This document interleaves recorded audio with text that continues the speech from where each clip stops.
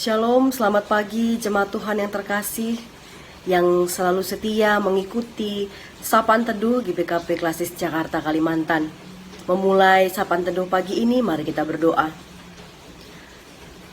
Kami mengucap syukur ya Bapa yang baik dan setia atas hari baru yang Engkau masih anugerahkan bagi kami.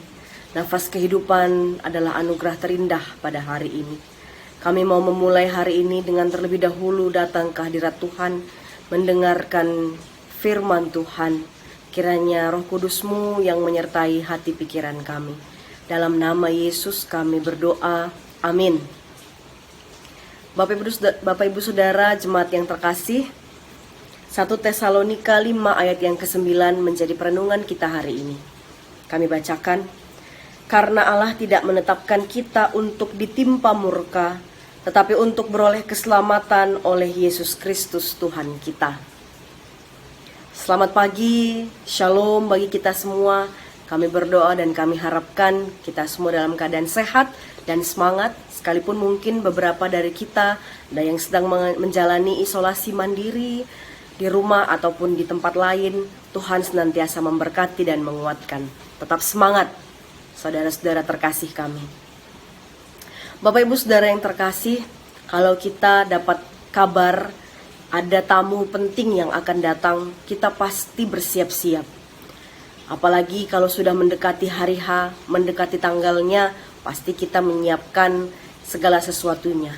Tempat menginap, kendaraan yang akan dipakai untuk perjalanan dari satu tempat ke tempat lain, konsumsi harian, bahkan kalau di tempat wisata ada jadwalnya juga, melihat wisata yang ini, wisata yang itu. Kita selalu menyiapkan yang terbaik untuk tamu agung ataupun tamu penting. Nah, surat 1 Tesalonika berbicara tentang kedatangan Yesus yang kedua kali.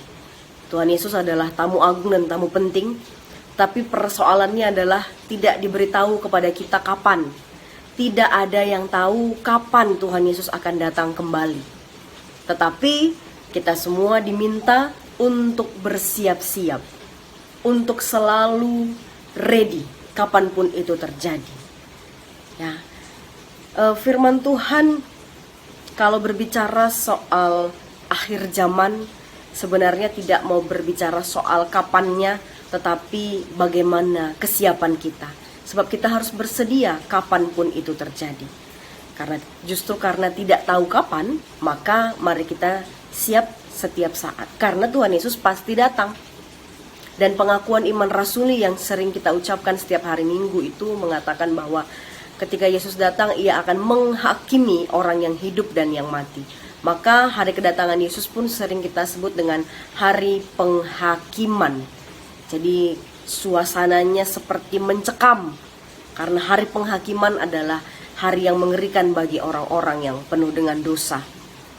Tetapi ayat ke-9 di surat 1 Tesalonika 5 ini, walaupun itu penghakiman, ketika Yesus datang itu adalah hari penghakiman yang tidak terelakkan, tetapi rencana Tuhan adalah rencana keselamatan. Ya, kita tidak ditetapkan untuk ditimpa murka. Tuhan tidak pernah merencanakan supaya kita semuanya kena murka, kena hukuman. Tidak ada yang selamat, tidak. Ya, murka Allah kita sudah pernah lihat beberapa kali di perjanjian lama, seperti air bah, Sodom dan Gomora. Ya, Allah murka melihat dosa, kefasikan. Berkali-kali Allah mendatangkan hukuman dan itu mengerikan. Tetapi Tuhan tidak pernah berencana untuk menetapkan kita semua kena murkanya. Tapi yang ditetapkan adalah agar kita semua beroleh keselamatan oleh Tuhan Yesus, Tuhan kita. Ini berita baik bagi kita, Bapak Ibu Saudara yang terkasih. Tuhan menetapkan kita untuk beroleh keselamatan. Kehendak Tuhanlah semuanya selamat. Persoalannya adalah kembali kepada respon kita masing-masing. Bagaimana kita merespon rencana Tuhan ini? Kalau Tuhan kita bukan Tuhan yang mencari-cari kesalahan, tetapi Tuhan yang mengampuni kesalahan. Apakah ini akan kita manfaatkan? Apakah ini akan kita syukuri sedemikian rupa sehingga kita menjaga diri kita untuk tidak berbuat kesalahan. Memang ada hukuman atas dosa, Tuhan tidak mentolerir itu.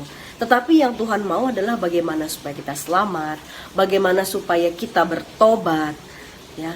Tuhan Yesus mati justru untuk menebus dosa-dosa kita. Dan inilah kabar baik, inilah Injil, inilah yang selalu kita sounding, kita suarakan.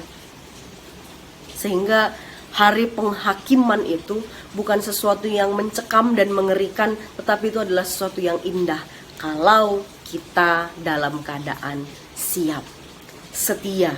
Maka hari ini ada beberapa poin penekanan. Yang pertama adalah mari kita hidup beriman, berjaga, jangan tertidur, ya.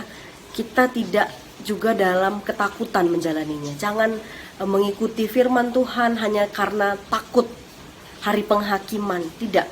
Tapi kita berdasarkan kasih kita kepada Allah yang telah mati bagi kita, yang telah lebih dahulu mengasihi kita.